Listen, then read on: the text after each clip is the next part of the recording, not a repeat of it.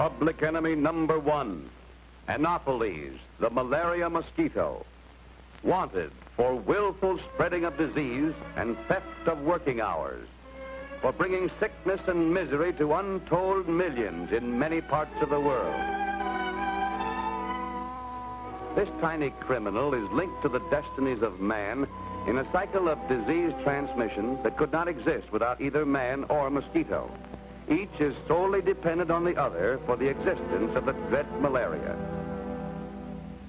Anopheles is readily distinguished from other mosquitoes by the fact that she stands on her head at an angle of 45 degrees or more. This newly hatched female has not yet touched human blood, therefore does not contain malaria. But if we follow her, we'll soon learn how she becomes a malaria carrier. Like all thieves and killers, she works best under cover of darkness. Locking and barring doors and windows will not keep this hungry prowler out. She can enter through a small crack. What will she find to steal here?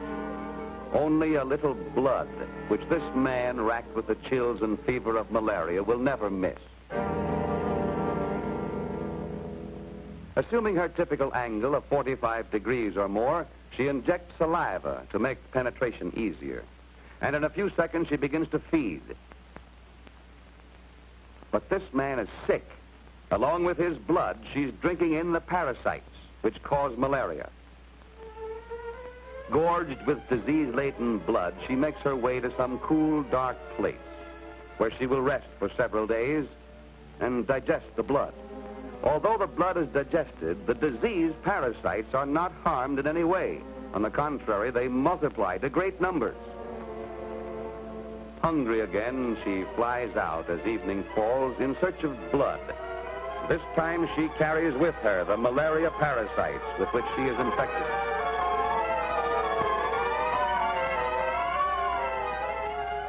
Enjoying the peace and plenty of the home he's worked so hard to build, this man is healthy and happy. Little does he suspect he's to be the victim of this bloodthirsty vampire. Again, saliva is injected to make penetration easy, but this time the saliva contains malaria parasites which enter the bloodstream. She dines on healthy blood and in payment leaves the chills and fever of malaria. In all probability, this man will not die, for he'll be continually in poor health, unable to work and keep up his farm. Slowly he will lose all he has worked for. His crops will rot in the fields. His buildings and fences fall into disrepair. His livestock will be neglected, and he'll be unable to earn the money to feed and clothe his family. Multiply this man's tragedy by numberless cases all over the world, and we have millions of dollars lost, as well as untold misery for the victims. And all because of this tiny criminal, which has assumed the proportions of a monster. Are there 6 or 7 people in the audience who will volunteer to help us combat this evil? Good. Well, thank you, men. But before we can attack the enemy, there are certain facts we must know. The first and all-important fact is this. The Anopheles mosquito must have water to lay her eggs in. These eggs float about and soon hatch into larvae or wigglers, which lie parallel to the surface where they feed and breathe. In this larva stage, the mosquito is easy to control. After 7 to 10 days, the larva becomes a pupa or tumbler and can still be controlled. But once she emerges from the pupa as an adult, she can slip through our fingers and become a menace to human life within a mile of her birthplace. All right, men, now we can begin to fight.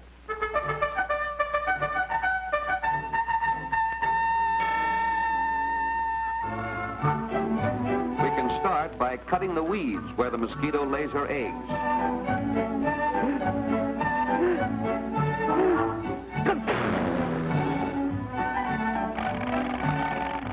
This makes it easy for the fish to get in and eat the wigglers.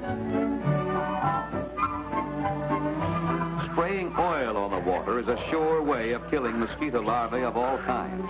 The oil enters the breathing tube and promptly kills the wiggler.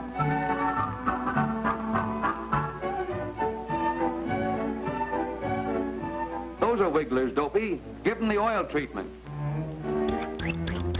That'll kill them.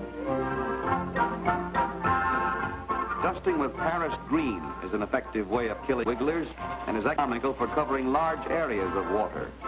A thin film of Paris green is strong enough to kill the wigglers without poisoning the fish. Mosquitoes must have water to breed in. These pools will always be a menace to our health unless we drain the water away. There's one way of doing it. Even this hollow stump can harbor mosquito larvae.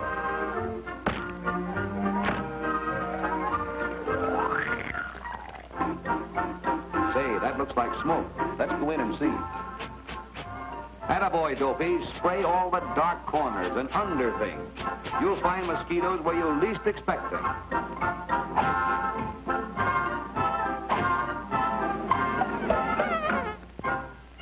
Yes, we've got to kill every one in the house.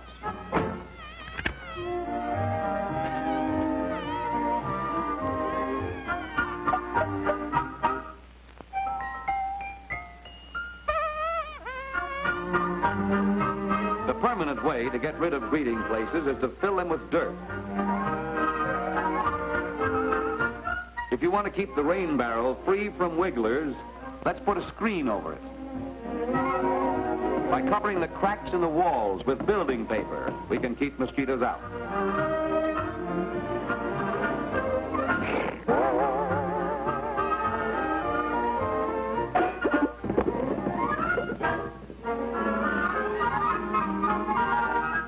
Anything that holds water for a few days is a likely breeding place for mosquitoes. And we can't afford to take any chances. So we're going to bury these cans.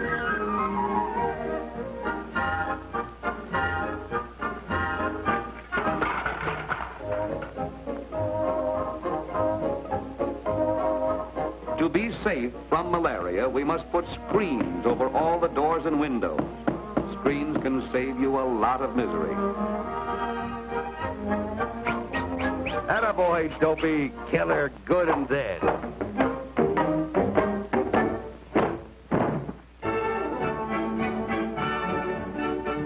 To avoid being bitten by anopheles, we must put netting over the beds. Then we can sleep in safety. Don't let her get away. She's a killer.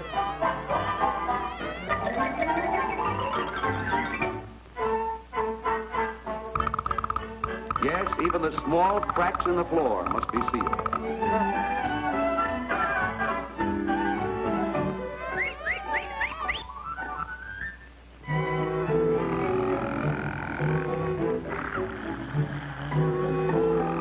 And so we leave them to enjoy their well-earned rest, free from the annoyance of mosquitoes, safe from the dread malaria. Contrast their peace and happiness with the misery and sorrow of this unfortunate plague-ridden family. These people have lost everything simply because they failed to take a few easy precautions. Remember, there is only one cause of malaria, the mosquito. Destroy the mosquito and you will wipe out the disease. Then, in place of sickness and poverty, there will be health, safety, and happiness.